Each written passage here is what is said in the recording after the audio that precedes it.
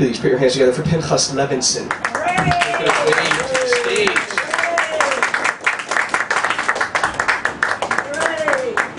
Yes, thank you, David. Please, a round of applause for David. He makes this all possible.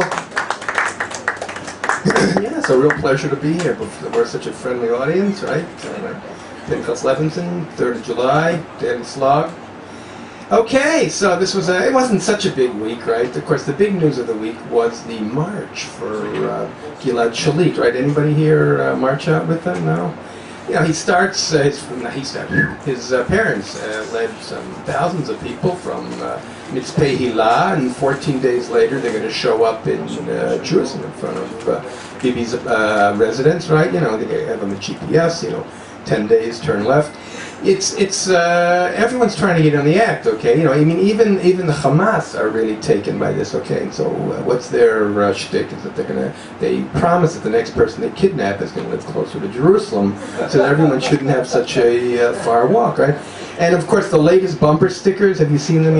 I got caught in a traffic jam for Gilad Shalit, okay, whatever. Everyone can't participate, but the education ministry is getting into the act, right?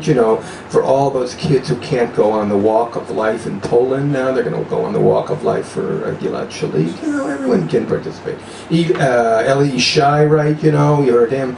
See what I'm doing for this Ashkenazi boy. I mean, everyone is going on the bandwagon here, except, of course, as usual, the youth of the country. It's hot out there. Can't we just send an SMS message? That's really the more standard response. And the last people, of course, are the participants in the Kochab Nolad, right? A Star is Born show. The last guy, the last reject realized after 15 seconds that he wasn't in the march. It's not going to happen, But okay, poor Gilad and his family. There's been a lot of political news this week. Of course, among the most inconsequential was Dan Halutz. Anybody know who Dan Halutz was, right? The somewhat disgraced former commander of the Israeli army, right? He announced that he's going into politics. Okay, he says the groundswell. Everyone wants me.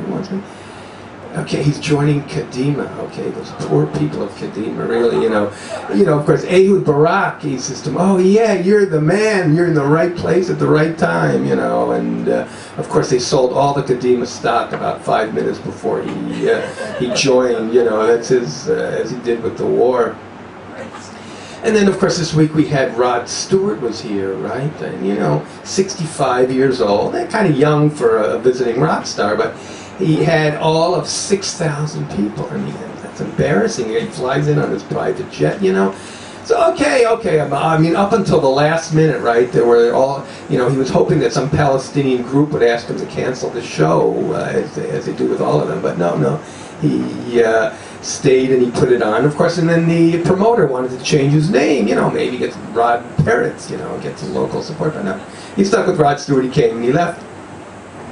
And then, this women's flotilla, right, as Dave was talking about the first one, now there's a women's flotilla that left Lebanon, about 2 weeks ago. And it's clear by now that the whole thing was a prop to get these women out of the house so that their husbands could watch the World Cup in peace, I mean, that was clearly why they said. And of course, the army threatened the ultimate with these women now, and of course, when they land on the ship with the paintball, they're going to bring clashing colors in the bullets, right? And of course, the women aren't going to take that too nicely. Anyway, anybody here caught up in the World Cup fever? Anybody know anything about it? Okay, way to go, all right.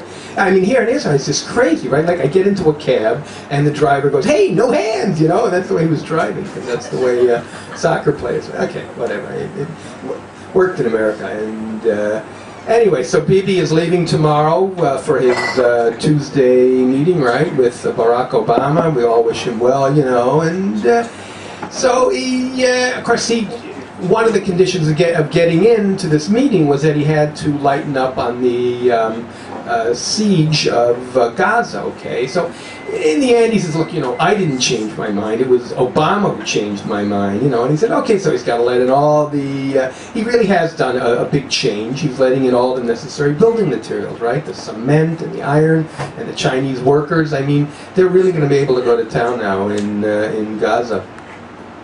And in America, of course, they have this Russian spy disaster. You know, it's such a mindset, right? They send 10 Russians to America, you know, places like New Jersey and Texas even, and they say, you know, go infiltrate. You know, you just, it's just unbelievable. You can turn on the internet and you get the same stuff. But okay, you know, this is the Russian mentality. But the weird thing is that, I mean, they have nothing like the Russian invasive spy procedures like we have here. I mean, every time you go into a mall, there's some sort of Russian going through your personal belongings. You know, we really have a Russian spy network here. Hey, what do they know from Russians? Anyway, and of course, you know, they went to America and they blended in. They pretended like they liked soccer. You know, the whole thing was it just didn't work. You know, and of course, this comes at a really awkward time for Obama. Okay, who's spent the last year and a half trying to quote-unquote restart with the Russians, right? Okay. So he takes Medvedev to this burger place, you know, of course on the other side it's a little uncomfortable. There's General McChrystal serving the burgers, but he takes him and so then Medvedev says, okay, and I'll pay for it. And Obama says, nah, don't worry about it. We're going to stick it to our grandchildren. You know, that's the way Obama goes out to eat. You know, he's not worried about paying for anything. It's anyway, tomorrow, right, is July 4th, right? Yeah, whoa. You know, it's a great holiday for Americans. I don't know. I mean, you know, you don't have to get any presents, and you don't have to go to church, you know. And it's, you know, it's just the things that Americans love. You know, you get alcohol, and you get a lighter and a trunk full of explosives. I mean, what could be more American than a holiday like that? I mean, it's just a great time for everybody. And but you know, of course, you know, and the great thing about the fireworks, of course, that it drowns out all the gunfire. You know, so it's a great time in America. If you've never seen July 4th there, you really have to. Of course, July 1st was Canada Day. I didn't know anybody here know that. Whatever, it's Canada Day, right? You know, and the way and they have the perfect blessing in Canada. Okay, I was reading about it. It's may all your bacon always be ham. I mean, doesn't that always speak to us Jews here? That's the way. You know, what is better than that? Anyway, and then this week was the third Twilight movie, vampire movie. Anyone see the second one? You know, Love at First Bite. Anybody see these movies? I don't know about you, but I liked vampire movies in the classic sense. You know, everything starts out normal and quiet, and gradually it gets creepier and creepier. You know, like this latest Al Gore sex scandal. I mean, it's just those are the kinds of vampire movies that I like, but not anymore. That's sort of history. And there's a new Harry Potter theme park in Florida, right? You know, the magic is amazing, right? You know, you go up to the guy in the ticket window, and before you know it, all your cash is gone. I mean, this is really, truly, this is amazing magic in American standards. And of course, this week, Warren Buffett and Bill Gates started a new initiative, right? And that is that the super wealthy should part with half their money. But, you know, don't we already have something? Isn't that called divorce? Isn't that what happens, you know, that they do it? Anyway, this week also, the White House budget director resigned, you know. There's a White House budget director, you know, what has he been doing for the last year and a half? And the last bit of news I'll give you is that in California, this couple was at a Wal-Mart and they were arrested, okay, because they were trying to sell their kid for $25. Okay, now, of course, what did Wal-Mart say? Well, first, of course, they were horrified, but then they thought about it and said, well, this just shows you about our everyday low prices. You know.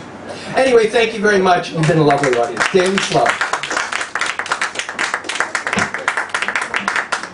You're going for Pinchas.